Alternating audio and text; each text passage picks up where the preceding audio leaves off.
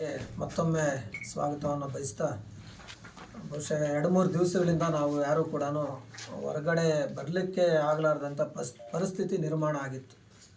So ಇಂಥ ಒಂದು ಪರಿಸ್ಥಿತಿಯಲ್ಲಿ ಇವತ್ತು ನಮ್ಮ ಜಿಲ್ಲೆಯ ಏನು ಕೃಷಿ ಚಟುವಟಿಕೆಗಳು ಸ್ಥಗಿತ ಆಗಿರ್ತಕ್ಕಂಥದ್ದು, ಕೃಷಿಯ ಭಾಗವಾಗಿರ್ತಕ್ಕಂಥ ಏನೆಲ್ಲ ಬೆಳೆಗಳು ಇವತ್ತು ನಷ್ಟ ಆಗಿದ್ದಾವೆ, ಸರ್ಕಾರಗಳು ಏನೆಲ್ಲ ಮಾಡಬೇಕು ಅನ್ನೋಂಥ ವಿಚಾರದಲ್ಲಿ ಈ ಗೋಷ್ಠಿಯನ್ನು ಭಾರಿ ಮಹತ್ವ ಇದೆ ಅಂಥೇಳಿ ನಾವು ಕರೆದಿರ್ತಕ್ಕಂಥದ್ದು. ಬಂಧುಗಳೇ, ನಿಮ್ಮೆಲ್ರಿಗೂ ಕೂಡ ಗೊತ್ತಿರೋ ಹಾಗೆ ಕೋಲಾರ ಒಂದು ಕರ್ನಾಟಕ ರಾಜ್ಯದ ಜಿಲ್ಲೆಗಳಲ್ಲಿ ಕೃಷಿ ಪ್ರಧಾನವಾಗಿರ್ತಕ್ಕಂಥ ಜಿಲ್ಲೆ. ಈಗ ಕೈಗಾರಿಕೆಗಳು ದೊಡ್ಡ ಪ್ರಮಾಣದಲ್ಲಿ ಬರ್ತಾಯಿದ್ರು ಕೂಡ ಇನ್ನೂ ಈಗ ಸದ್ಯಕ್ಕೆ ಕೃಷಿ ಪ್ರಧಾನನೇ ನಮ್ಮ ಜಿಲ್ಲೆ. ಸೊ ಇಂಥ ಕೃಷಿ ಪ್ರಧಾನ ಜಿಲ್ಲೆಯಲ್ಲಿ ವ್ಯವಸಾಯ ಮಾಡುವಂಥದ್ದು ತುಂಬ ಕಷ್ಟವಾದ ಸಾಧ್ಯ ಕೆಲಸಗಳು. ನಮಗೆ ಯಾವುದೇ ನೀರಿನ ಮೂಲಗಳಿಲ್ಲ. ಅಂಥ ಒಂದು ಇದರಲ್ಲಿ ಮಳೆ ಆಶ್ರಿತವಾಗಿ ಹೆಚ್ಚು ನಮ್ಮಲ್ಲಿ ಬೆಳೆಗಳನ್ನು ಮಾಡ್ತೀವಿ. ರಾಜ್ಯದಲ್ಲಿ ತರಕಾರಿಗಳನ್ನು ಬೆಳೆಯೋದರಲ್ಲಿ 1ನೇ ಸ್ಥಾನದಲ್ಲಿದ್ದೀವಿ, ಟೊಮೊಟೊ ಬೆಳೆಯೋದರಲ್ಲಿ 1ನೇ ಸ್ಥಾನದಲ್ಲಿದ್ದೀವಿ, ಮಾವು ಬೆಳೆಯೋದ್ರಲ್ಲಿ 1ನೇ ಸ್ಥಾನದಲ್ಲಿದ್ದೀವಿ, ಕೋಸನ್ನು ಬೆಳೆಯೋದರಲ್ಲಿ ಇಡೀ ರಾಜ್ಯದಲ್ಲಿ 1ನೇ ಸ್ಥಾನದಲ್ಲಿದ್ದೀವಿ. ಇತರೆ ಹಣ್ಣುಗಳು, ಒಟ್ಟಾರೆ ಹಣ್ಣುಗಳು ತಗೊಂಡ್ರು ಕೂಡ ರಾಜ್ಯದಲ್ಲಿ 1ನೇ ಸ್ಥಾನ ನಮ್ಮ ಕೋಲಾರ ಜಿಲ್ಲೆ ಇದೆ ಅಂತಕ್ಕಂಥದ್ದು. ಸೊ ಇಂಥ ಒಂದು ಜಿಲ್ಲೆ ಇವತ್ತು ಏನು ಅರಬ್ಬಿ ಸಮುದ್ರದ ಬಂಗಾಳಕೊಲ್ಲಿಯ ಪೆಂಗಲ್ ಇವತ್ತು ಚಂಡಮಾರುತ ಪ್ರಾರಂಭ ಆಗಿ ಜನ ನಿರೀಕ್ಷೆ ಮಾಡಿದ್ದು ಅದು ಚೆನ್ನೈ ಮತ್ತು ಹಂಗೆ ನಲ್ಲೂರು ಆಂಧ್ರಪುರದ ಆ ಭಾಗಕ್ಕೆ ಹೋಗುತ್ತೆ ಅಂತೇಳಿ ನಿರೀಕ್ಷೆ ಮಾಡಿದರು. ಆದರೆ ಅದು ನೇರ ಈ ಕಡೆ ನಮ್ಮ ಕರ್ನಾಟಕದ ಕಡೆಗೆ ಇವತ್ತು ತಿರುಗಿ ಕೊನೆಗೆ ಇವತ್ತು ಅದು ಅರಬ್ಬಿ ಸಮುದ್ರವನ್ನು ಸೇರಿ ಇವತ್ತು ಮಂಗಳೂರು ಅಲ್ಲಿಗೂ ತನಕ ಇವತ್ತು ಈ ಚಂಡಮಾರುತ ಆವರಿಸಿ ಇಡೀ ದಕ್ಷಿಣ ಭಾರತದ 3-4 ಜಿಲ್ಲೆಗಳನ್ನು ಇವತ್ತು ಬಾಧಿಸುವಂಥ ರೀತಿಯಲ್ಲಿ ಈ ಚಂಡಮಾರುತ ಇವತ್ತು ಬಂದಿದೆ. ಬಹುಶಃ ಇತ್ತೀಚಿನ 2-3 ವರ್ಷಗಳಲ್ಲಿ ಈ ಥರದ ಭಯಂಕರವಾದಂಥ ಒಂದು ಚಂಡಮಾರುತ, ಸತತ 4-5 ದಿನಗಳ ಕಾಲ ನಿರಂತರ ಮಳೆ ಆಗುವಂಥ ಒಂದು ಚಂಡಮಾರುತ ಇದು ಅಂತ ಹೇಳಿ ನಾವು ಇವತ್ತು ಹೇಳ್ತಾ ಇದ್ವಿ. ಸೊ ಇಂಥ ಒಂದು ಸಂದರ್ಭದಲ್ಲಿ ನಮ್ಮ ಜಿಲ್ಲೆ ಪ್ರಮುಖ ಕೃಷಿ ಚಟುವಟಿಕೆಗಳಾಗಿರ್ತಕ್ಕಂಥ ರಾಗಿ ಇವತ್ತೇನಿದೆಯೋ ನಿಮಗೆಲ್ಲ ಗೊತ್ತಿದೆ. ರಾಗಿ ಎಷ್ಟು ಬೇಕಾದರೂ ಒಣಗುತ್ತೆ, ಜೀವ ಉಳಿಸ್ಕೊಳ್ಳುತ್ತೆ. ಆದರೆ ತೆನೆ ಬಂದ ಮೇಲೆ ಆ ತೆನೆಗೆ ಹೆಚ್ಚು ಭಾರ ಆಯಿತು ಅಂತಂದರೆ ಅದು ನೆಲ ಕಚ್ಚುತ್ತೆ. ಇದು ಅದರ ಮೂಲ ಒಂದು ಸ್ವಭಾವ. ಅದು ತೂಕನ್ನು ತಡಿಲಿಕ್ಕಾಗೋದಿಲ್ಲ. ಎಲ್ಲವೂ ಕೂಡ ಇನ್ನೊಂದು 4-5 ದಿವಸ 10 ದಿವಸದಲ್ಲಿ ಮುಗಿಯುವಂಥ ರೀತಿಯಲ್ಲಿ ತೆನೆಗಳು ಇವತ್ತು ಕಟಾವು ಬಂದು ನಿಂತಹ ಸಂದರ್ಭದಲ್ಲಿ ಇವತ್ತು ಈ ಪರಿಸ್ಥಿತಿ ಇದಾಗಿದೆ.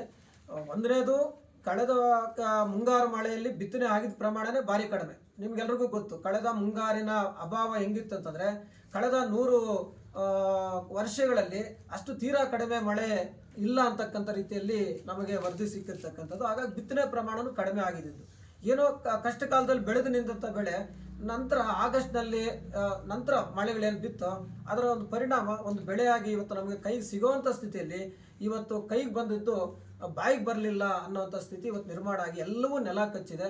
4 ದಿವಸದಿಂದ ಬಿಸಿಲು ಮುಖ ನೋಡಿಲ್ಲ, ಗಾಳಿ ಮುಖ ನೋಡಿಲ್ಲ, ತೇವಾಂಶ ವಿಪರೀತ ಆಗಿ ಇವತ್ತು ಮೊಳಕೆ ಹೊಡೆದು ಅಲ್ಲೇ ಮುಗ್ಗುವಂಥ ಸ್ಥಿತಿ ಇವತ್ತು ನಿರ್ಮಾಣ ಆಗಿರ್ತಕ್ಕಂಥದ್ದು ರಾಗಿ ಬೆಳೆ.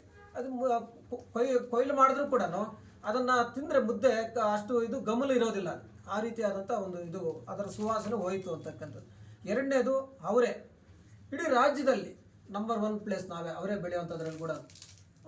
ಬಹುಶಃ ಇನ್ನೊಂದು 15 ದಿವಸ ಹೋಗಿದ್ರೆ ಕಾಯಿಗಳು ಶುರು ಆಗುವಂಥದ್ದು. ಇಡೀ ಬೆಂಗಳೂರಿಗೆ ನಾವು ಹತ್ತಿರ ಇರೋವಂಥ ಕಾರಣಕ್ಕಾಗಿ ನಮ್ಮಲ್ಲಿ ಬಹುತೇಕ ಜನ ರಾಗಿ ಬೆಳಿಲಿಕ್ಕಾಗದಿರೋ ಕೂಡ ಅವರೇ ಬೆಳೆಯೋಣಪ್ಪ ಒಂದು ಸೀಸನ್ನು ಅಂತೇಳಿ ಆ ರೀತಿಯಲ್ಲಿ ಅವರೇಯನ್ನು ಮಾಡುವಂಥ ಜನ ಇವತ್ತು ದೊಡ್ಡ ಪ್ರಮಾಣದಲ್ಲಿ ನಮ್ಮ ತಾಲೂಕಲ್ಲಿ, ವಿಶೇಷ ಕೋಲಾರ ಜಿಲ್ಲೆಯ ಬೇರೆ ಕಡೆ ಕೂಡ ಇವತ್ತು ಜಾಸ್ತಿ ಆಗಿದ್ದಾರೆ. ಸೊ ಅದು ಕೂಡ ಹೂವು ಇವತ್ತು ಹೋಗಿದೆ, ಕಂಪ್ಲೀಟಾಗಿ ಹೂವು ತೊಳೆಯುವಂಥ ಸ್ಥಿತಿಗೆ ಬಂದಿದೆ ಅಂತಕ್ಕಂಥದ್ದು. ಇದ್ರ ಜೊತೆಗೆ ಮೇಜರ್ ಆಗಿ ಈಗ ಈ ಟೊಮಾಟೊ ಮತ್ತು ಆಲೂಗಡ್ಡೆ ಈ ಸೀಸನ್, ಈಗ ಆಲೂಗಡ್ಡೆ ಎಲ್ಲ ಕೂಡ ಇನ್ನೊಂದು 15-20 ದಿವಸಗಳ ನಂತರ ಎಲ್ಲ ಕಟಾವು ಮಾಡುವಂಥ ಸೀಸನ್ ನಮ್ಮಲ್ಲಿ. ನಮ್ಮೂರಿನಲ್ಲಿ ಆಲೂಗಡ್ಡೆ ಇಲ್ಲದೆ ಇರ್ಬೋದು, ಆದರೆ ನಮ್ಮ ಜಿಲ್ಲೆಯಲ್ಲಿ ಬಂಗಾರಪೇಟೆ, ಈ ಕಡೆ ಮಾಲೂರು, ಇಂಥ ಕಡೆ ಎಲ್ಲ ಕೂಡ ಮುಳಬಾಗಿಲು ಈ ಕಡೆ ಎಲ್ಲ ಆಲೂಗಡ್ಡೆ ಬೆಳೀತಾರೆ. ಆಲೂಗಡ್ಡೆ ಸಂಪೂರ್ಣವಾಗಿ ಮಂಗಮಾರಿ ರೀತಿಯೆಲ್ಲ ಎಲೆ ಹೋಗಿದೆ, ಟೊಮಾಟೊ ಹೋಗಿದೆ. ಈ ಥರದ ಬೇರೆ ಎಲ್ಲ ತರಕಾರಿ ಬೆಳೆಗಳು ಕೂಡ ದೊಡ್ಡ ಪ್ರಮಾಣದಲ್ಲಿ ಇವತ್ತು ನಷ್ಟ ಆಗಿರ್ತಕ್ಕಂಥದ್ದನ್ನು ನಾವು ನೋಡುವಾಗ ಬಹುಶಃ ಇದರ ಎಫೆಕ್ಟ್ ಏನಾಗುತ್ತೆ ಅಂತಂದರೆ, ಒಂದು ಕಡೆ ರೈತರಿಗೆ ನಷ್ಟ ಆಗಿದ್ದಲ್ಲದೆ ಇನ್ನೊಂದು ಕಡೆ ಗ್ರಾಹಕರಿಗೆ ಮಾರುಕಟ್ಟೆಯಲ್ಲಿ ತಮ್ಮ ದಿನನಿತ್ಯದ ಅತ್ಯವಸರಗಳನ್ನು ಪೂರೈಸಲಿಕ್ಕಾಗದೆ ಅದರ ಬೆಲೆ ಏರಿಕೆಯನ್ನು ಕೂಡ ಇವತ್ತು ಮುಟ್ಟುವಂಥ ಪರಿಸ್ಥಿತಿ ಇದಾಗಿದೆ. ಈಗಾಗಲೇ ಈರುಳ್ಳಿ, ಬೆಳ್ಳುಳ್ಳಿ ದರಗಳು ಹೇಗೆ ಆಗಿದೆ ಅಂತಕ್ಕಂಥ ತಮ್ಮೆಲ್ಲರಿಗೂ ಕೂಡ ಅನುಭವ ಇದೆ. ಸೊ ಅದೇ ರೀತಿಯ ತರಕಾರಿಗಳ ಪರಿಸ್ಥಿತಿ ಕೂಡ ಈ ಸ್ಥಿತಿಗೆ ಬರುತ್ತೆ. ಹಾಗಾಗಿ ಸಾಕಷ್ಟು ನಷ್ಟ ಆಗಿದೆ ಜಿಲ್ಲೆಯಲ್ಲಿ.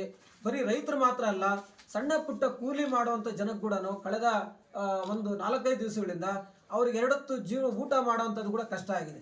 ಸೊ ಇದು ನಾವು ಈ ಚಂಡಮಾರುತದಿಂದ ನೋಡಿರ್ತಕ್ಕಂಥ ಭೀಕರದ ಒಂದು ಪರಿಸ್ಥಿತಿ. ಸೊ ಇದ್ರ ಜೊತೆಗೆ ಇವತ್ತು ಭಾರಿ ಪ್ರಮುಖವಾಗಿ ಕೋಲಾರ ಜಿಲ್ಲೆ ಹೈನುಗಾರಿಕೆ ಮತ್ತು ಜಾನುವಾರುಗಳು ವಿಶೇಷವಾಗಿ ಇವು ಕೂಡ ಪ್ರಮುಖವಾದಂಥ ಒಂದು ಪಾತ್ರವನ್ನು ನಮ್ಮ ಜಿಲ್ಲೆಯಲ್ಲಿ ಅನೇಕ ಕುಟುಂಬಗಳಿಗೆ ಆದಾಯದ ಮೂಲಗಳಾಗಿರ್ತಕ್ಕಂಥದ್ದನ್ನು ನಾವು ಪರಿಗಣಿಸ್ಬೋದು.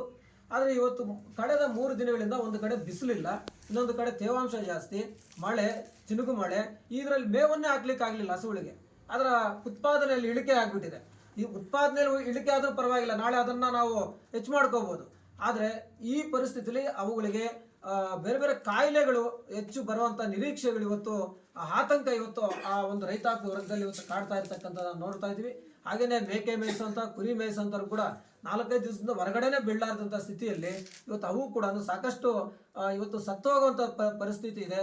ಹಾಗಾಗಿ ಇಮಿಡಿಯೇಟ್ ಆಗಿ ಇವತ್ತು ನಮ್ಮ ಇದು ಪಶು ಆರೋಗ್ಯ ಇಲಾಖೆ ಇದೆಯೋ ಅವರು ಕೂಡಲೇ ಮಧ್ಯಪ್ರವೇಶ ಮಾಡಿ ಎಲ್ಲ ಜಾನುವಾರುಗಳಿಗೂ ಕೂಡ ಇವತ್ತು ಅದಕ್ಕೆ ಒಂದು ಕಾಮನ್ ಇದು ಮಾಡುವಂಥ ಈ ಒಂದು ವಾತಾವರಣಕ್ಕೆ ವ್ಯಾಕ್ಸಿನ್ ಏನು ಮಾಡ್ತಾರೋ ಅದನ್ನು ಮಾಡಲಿಕ್ಕೆ ಮುಂದಾಗಬೇಕು ಅಂತೇಳಿ ಇವತ್ತು ನಾವು ಸರ್ಕಾರದ ಮೇಲೆ ಒತ್ತಡ ಹಾಕ್ತಾ ಇದ್ವಿ.